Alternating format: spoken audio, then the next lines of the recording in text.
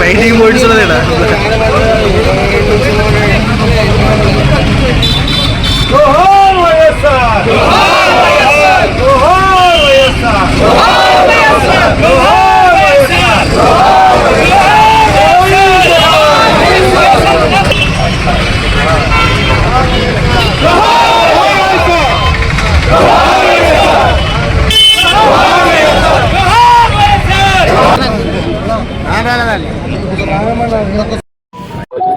అందరికి నమస్కారం.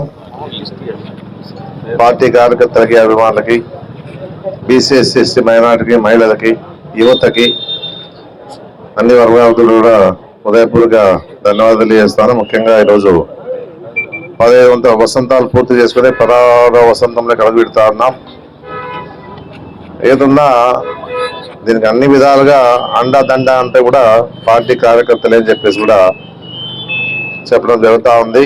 మీరు లేనిదే ఏ పార్టీ కూడా మనగలేదు, కార్యకర్తలు లేనిదే ఏ పార్టీ కూడా మనగలు ఉండదని చెప్పేసి కూడా అందరికి తెలుస్తుంది. ఏదున్నా ఆయన కష్టానికి, జగన్మోహన్ రెడ్డి కష్టానికి ప్రజలు పట్టం కట్టడం కూడా జరిగింది. దాదాపుగా అన్ని విధాలుగా అధికారాన్ని ఇచ్చినటువంటి ప్రజలకు కూడా ప్రత్యేకంగా ధన్యవాదాలు తెలియజేస్తా ఉన్నాను. ఆయన పార్టీ పెట్టినప్పుడు, పార్టీ ఏర్పాటు చేసినప్పుడు కూడా చంద్రకాంత్ రెడ్డి చెప్పినట్టు సోనియా గాంధీతో ఢీకొనేది అంత కష్టం ఉండేది అప్పట్లో. అయినా కూడా ధైర్యంగా ఎదుర్కొన్న తర్వాత సోనియా గాంధీ గారు 16 నెలలు జైల్లో పెట్టినారు. ఆయన అంటే ఏదన్నా భయపడతాడేమో అని చెప్పేసి, జగన్మోహన్ రెడ్డి భయపడే పరిస్థితి లేకుండా, ఎలాంటి వణుకు బెణకు లేకుండా ధైర్యంగా ఉంటూ మళ్ళా ప్రజల్లోకి వచ్చి పార్టీని ముందుకు తీసుకురావాలని చెప్పేసి కూడా మనందరూ తెలుసు. ఏదన్నా ఈ విధంగా ఎన్నో కష్టాలు అనిపించినటువంటి జగన్మోహన్ రెడ్డి గారు ప్రజలు గుర్తించారు. ఏదన్నా జగన్మోహన్ రెడ్డి లాంటి వాళ్ళు ఉంటేనే ఆంధ్రప్రదేశ్ బాగుపడతామని చెప్పేసి ఉద్దేశంతోనే ఆయన 2014లో కూడా ఆయన సపోర్ట్ చేసిన దాదాపు 27 సీట్లు వచ్చినాయి మనకి. ఏదన్నా జగన్మోహన్ రెడ్డి వెనకాడికి వేయలే.